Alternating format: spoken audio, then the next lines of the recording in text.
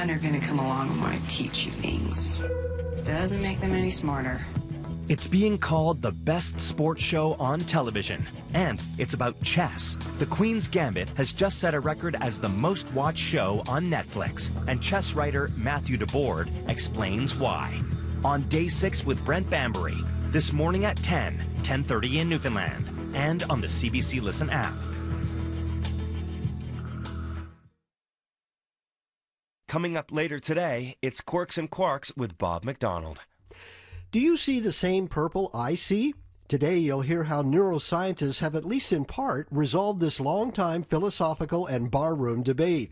Brain imaging suggests that we do pretty much see colors the same way.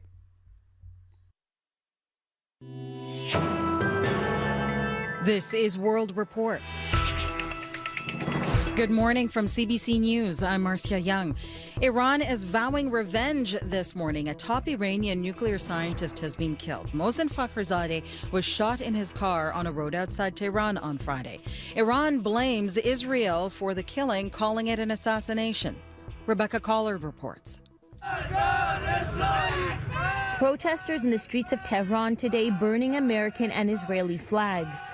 It's a sign of rising tensions sparked by the killing yesterday of Mohsen Fakhrizadeh, Iran's top nuclear scientist.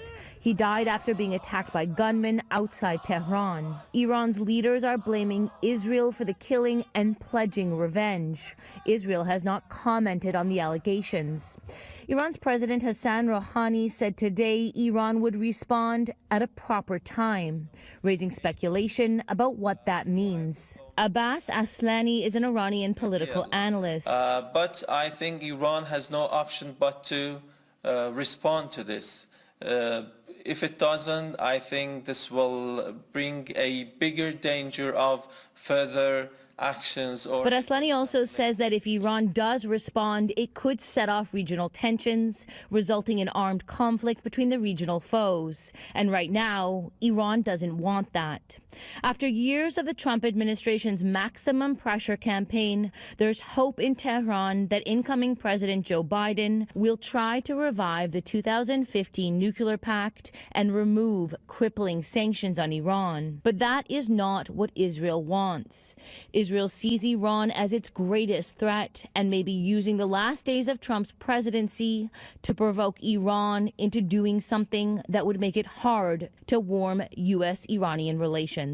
Rebecca Collard, CBC News, Beirut. Here at home, Newfoundland and Labrador's top doctor, Janice Fitzgerald, is warning people about holiday gatherings. This has the potential for a perfect storm as the threat of COVID and Christmas collide.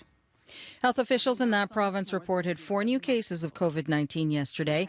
The numbers are also ticking up across the Maritimes. New Brunswick reported 12 new infections on Friday and 9 in Nova Scotia. Ontario's COVID numbers have hit another record. The province recorded more than 1,800 new cases and 20 deaths. The provincial health minister, Christine Elliott, says the spike in cases is not a surprise. We're still seeing the results from some of the events that have happened and some of the celebrations that have happened in the last few weeks. So we anticipated that the numbers would go up first before they started coming down, and that is what we're seeing with the numbers. On Monday in Alberta, students there will be not returning to class. They're going online. There are now more than 14,000 active cases of COVID-19 in that province. And as Aaron Collins explains, public health restrictions are being enforced with hefty fines. I am asking all Albertans to do the right thing by stopping social gatherings in their own homes. Just in time for the weekend and with holiday season around the corner, Alberta's Justice Minister Casey Madhu sent a stern message to Albertans. No social gatherings in homes, a limit of 10 people allowed at outdoor get-togethers. Well, those measures are part of a suite of new restrictions brought in this week to slow the surge in COVID cases in the province. And Madhu says he's authorized 700 extra peace officers to help enforce the rules. You are going to see a heightened level of enforcement in those cases where there are individuals who are blatantly not compliant with the health measures. There has been pushback from some Albertans about any measures that limit their activities. But Dr. Dina Hinshaw, the province's chief medical officer of health, says that needs to stop. I know that the restrictions currently placed on all of us are difficult, but they are not the fault of law enforcement or inspectors who are simply trying to enforce what is in place and to help stop the spread. People caught breaking the new rules could face steep fines, starting at $1,000 and rising up to $100,000 if they end up in court. Aaron Collins, CBC News, Calgary. In British Columbia, the province's top doctor is urging caution about holiday shopping. Dr. Bonnie Henry is asking people to shop carefully. Susanna De Silva reports. With Black Friday deals and holiday shopping on people's minds, Dr. Bonnie Henry hopes COVID safety remains at the top of everyone's list. Washing your hands, keeping your numbers small, and limit your travel. Shop locally.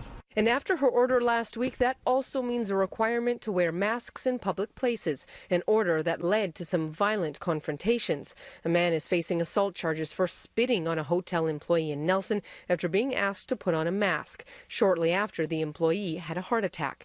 In Dawson Creek, a 30-year-old man is facing charges after video emerged of a Walmart greeter allegedly being assaulted after asking the man to wear a mask. The footage claims to show a man sitting on a worker laying on the ground, repeatedly punching him. Heard stories this week that make me very concerned and sad. And if you are opposed to wearing a mask, then I ask you to shop online, order takeout, or stay outside, or stay home, and not put other people at risk. Henry says BC is seeing increased levels of community transmission and clusters in workplaces, adding it is too soon to know if new measures brought in last week will make a difference. Susanna De Silva, CBC News, Vancouver. As Canada Post braces for the holiday rush,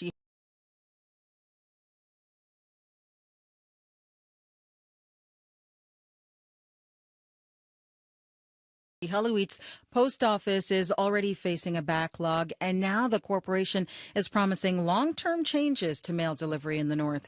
The CBC's Nick Murray explains. There's been articles throughout the last, 10 or so years about how Canada Post is failing north. Iqaluit's post office struggles are nothing new to Mayor Kenny Bell.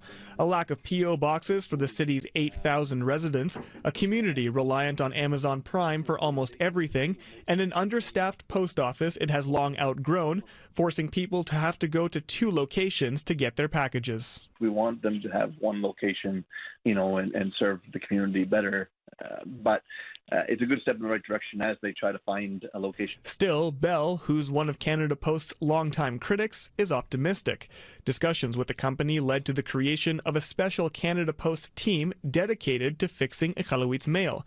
One of the people leading that change is Chad Schell. We really, at this point, feel that there is a better solution right now to serving the community. Not only in the short term, Shell says Canada Post is trying to reorganize how it sorts its parcels to make it easier for staff to find them. That should reduce wait times, which can have people in line for up to an hour. It's also trying to redesign how mail and the onslaught of online orders gets delivered in the rapidly growing city. Because at the end of the day, if all the things we're working on don't result in a better experience for our customers, don't result in better service, then we would have failed. Nick Murray, CBC News, Iqaluit. The federal government has set aside $60 million to improve and build housing